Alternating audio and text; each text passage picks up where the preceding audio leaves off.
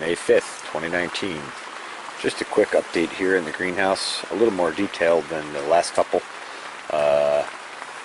The Arctic Frost Orange is starting to really put on some new growth, so that's encouraging. Everything else here is just kind of hanging out, waiting to go out when the weather changes, if the weather ever changes. It's been rainy and cool for a couple of weeks now. We had a nice shot of warmth and some sun, and things started to pop, and then it went back cool and rainy. So just kind of hanging out, waiting for things to happen. Probably will transplant these Hawaiian orange marigolds shortly, regardless of the weather, because they just need to go out. They're way beyond what they should be already. And I'll start new batches. I have lots of seed for those, so I'll keep flipping new batches of those in. The purple coneflowers are taking off nicely. They're throwing out their first true leaf, some of them at least, and lots of germination going on in there, so that should be a good batch of purple coneflower. I'm really excited about that. I've made a couple of tries at that in recent years and haven't captured the seed before the birds got to it. And this last year I did. Let's see, sweet Thai basil, that's doing really well. That also needs to go either get bumped up or go out. I'd like to go out, but we'll have to see what the weather does here. Maybe we'll get a warm-up trend. The second round of holy basil is up. That's doing really well. You can see that's seeded really dense. So again, I'm hoping for warmer weather very soon. These tomato bush Roma Supremos are up. There's supposed to be 10 seeds in the package. They got really generous and put an 11th seed in, so all 11 of those came up. So that's pretty exciting. Those are supposed to be a large, highly productive Roma, which will be nice for sauces and salsas and that sort of thing. The King Arthur peppers are doing relatively well. They probably need another feed, actually. There's a little bit of veininess to them. The jalapeno M's are doing really well. Those are cranking. Again, they need to go out. The Romas are doing really well. Those also need to get transplanted. This is more when these should be transplanted out. Those large tomatoes, well, the beefsteak and the cherry tomatoes are actually getting too big, and they're starting to get leggy. And I think they didn't like that hot soil, because we've got some yellowing in the bottoms of the leaves. So I probably will start another round of those, and maybe we'll do a side-by-side. Or maybe I'll throw a couple of these into a row, the other ones, and we'll see how they compete management-wise. Because the new ones will probably just be direct seeded, or they'll be seeded in the greenhouse and transplanted very quickly into the field to avoid any stunting or slowdown time.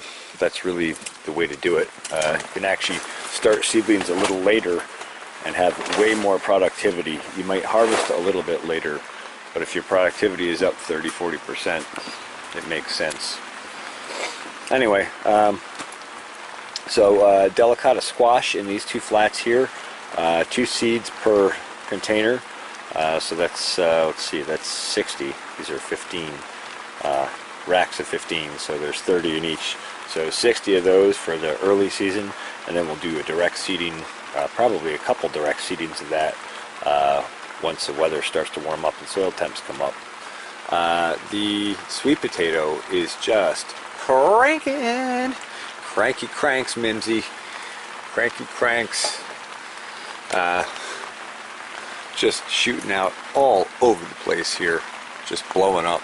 So pretty soon here I'm going to start taking some cuttings of that and get some slips going off of that, and we'll have at least a 90-foot row, I would think, a sweet potato to go in right off as soon as the soil warms up a little bit. Let's see, the lemon tree is starting to really throw on some new leaf growth, new healthy leaf growth, so that's very encouraging. I left this lemon on here just to see what it would do. Normally I would just clip this off and, you know, just be done with it and get the plant health back and worry about getting fruit next year. But I thought I would see what it does, and it has just basically hung out at that size since it stalled. So interesting to note. I think we'll leave that on as kind of a reference of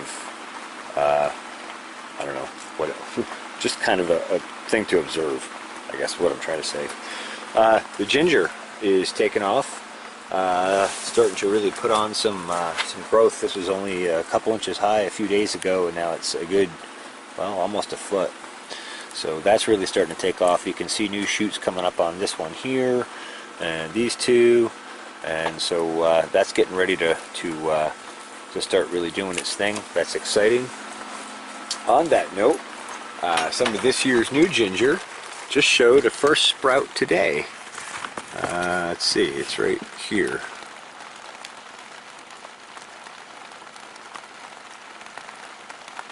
So there you go. So our propagation ginger is starting to take off. That's really exciting. You can see I've got that soil a little bit moist, but not super moist. We'll actually pull one of these up. Ah, there we go. There we go. There's some new actual root growth popping out. So that's a good sign. We'll be starting to propagate ginger soon. So that's excellent. Let's see, the turmeric is doing really well. Got a leaf out on one of these already, and they're all shooting up. These were only a couple inches high a few days ago also, and this one here is a foot already. So that's starting to really blow up and take off. And let's see, along the lines of cool, rainy weather, normally by the end of April and early May, I would be all set. I would not be running the greenhouse furnace. My last burn probably would have been a week or two ago, and I would be running on basically solar radiation and thermal mass. But this year, with the rainy weather that we've had, I've actually had to run the stove every day, pretty much, 1 or 2 stokes just to bump the thermal mass back up. And so I thought I would just show that here on the chart. For reference, let's see, this is the, first of all, this is the thermal mass. This chart on the bottom is the 275 gallon tote. That's how many BTUs it has in storage, referenced against 60 degrees Fahrenheit. So anything above 60 references as positive BTUs. Below 60 references as negative. Okay. Upper chart is greenhouse temperatures, outside temperatures, stove temperatures, all the various main temperatures. And the main point of this is right here we had a sunny day, and you can tell by all the fluctuations here. Those steep fluctuations are when the vents are opening and closing. Okay, this is over the last 7 days, by the way, both of these charts. And then down here, during that daytime cycle, when the vents were opening and closing all the time, you can see the thermal mass climbing real smooth and steady. That's basically sunlight radiation warming the thermal mass right there. And then you can see we went down to a relatively cool night that night. Right, this is, where's outside? Outside is the blue, yeah. So it went down to about 40. And so you can see I ran a couple of stokes here, and you can see where I flipped the pump on, and we transferred heat in. That's that near vertical line point.